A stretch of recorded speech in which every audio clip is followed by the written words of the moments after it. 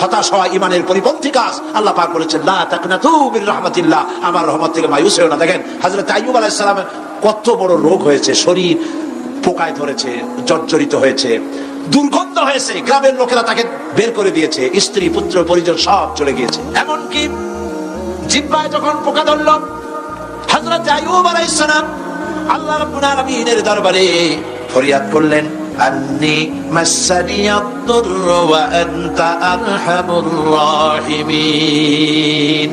আয় আল্লাহ, আমি অসুস্থ হয়ে পড়েছি, আমি রোগাক্রান্ত হয়েছি, আর তোমার নাম রহমান রহিম, তুমি আমাকে রোগমুক্ত করো।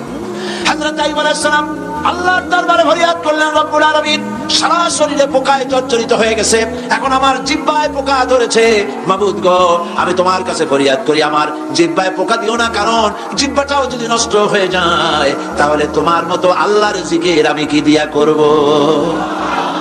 হযরত আইয়ুব আলাইহিস সালাম আল্লাহ পাকের কাছে যখন এ ধরনের ফরিয়াদ জানালেন, রব্বুল আলামিন তাকে তার রোগ মুক্ত করে দিলেন, তার স্ত্রী পুত্র সব আল্লাহ রব্বুল আলামিন ফিরাইয়া দিলেন। সুবহানাল্লাহ।